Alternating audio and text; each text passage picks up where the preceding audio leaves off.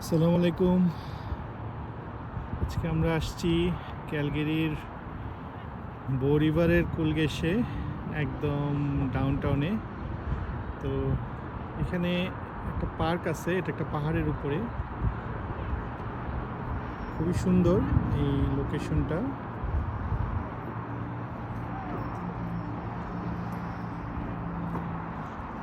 এটা একটা টাওয়ারের মতো, অবজারভেটরি টাওয়ার,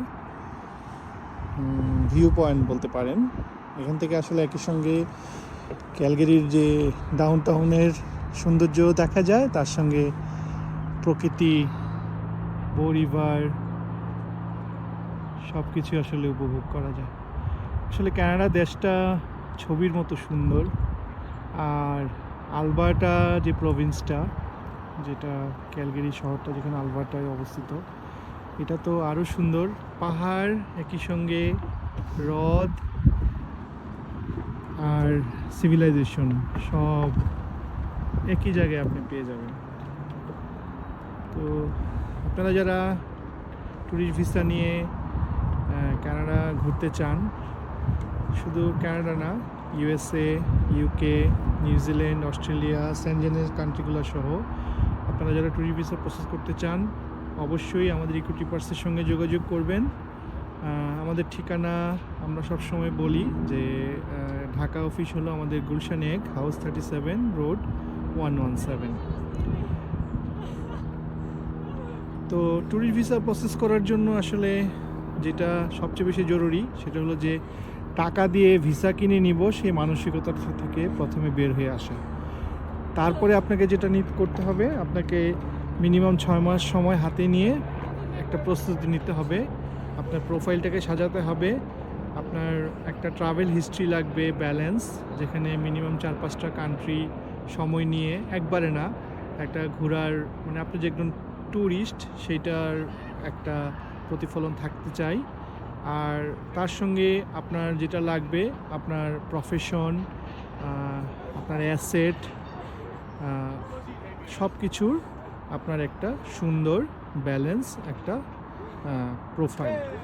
তো অনেকেই বলে যে এখন ভিসা হচ্ছে না বা ভিসা রেশিও, এইসব বিষয় নিয়ে চিন্তা করেন।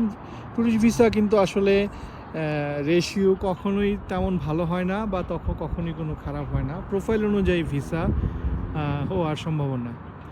আর এখন যেহেতু Canadian government Canadian tourist visa নিয়ে অনেক বেশি কশাস, এবং প্রচুর ভিসা কিন্তু আপনার ক্যান্সেল করে দিচ্ছে, রিভোক করতেছে ওরা।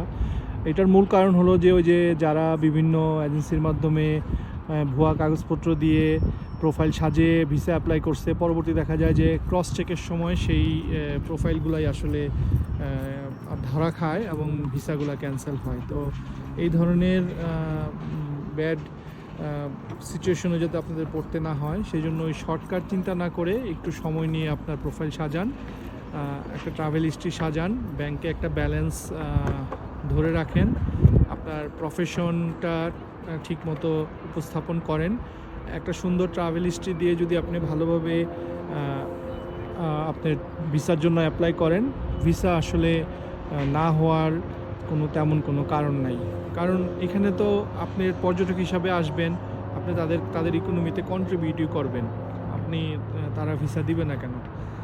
তো যাই হোক, আপনারা চেষ্টা করবেন যে বাস্তবতা বুঝে কাজ করার জন্য। কোনো ফলস ইনফরমেশনে অথবা চটকদার বিজ্ঞাপনে পড়বেন না, সেটাতে আসলে আখেরে আপনাদেরই অর্থ অপচয় হয়, আপনাদের সময় নষ্ট হয়, এবং সবচেয়ে বড় কথা, একটা মানসিক দুশ্চিন্তার মধ্যে পড়েন। যাই হোক, আমরা ইকোট্রিপার সবসময় আপনাদের সঙ্গে আছি, আপনাদেরকে ভালো সাজেশন দেওয়ার জন্য, এবং আপনাদেরকে আপনারা যাতে কোনোভাবে প্রতারিত না হন সেটার ব্যাপারেও আমরা চেষ্টা করি, যাতে সঠিক কথাগুলো বলার জন্য।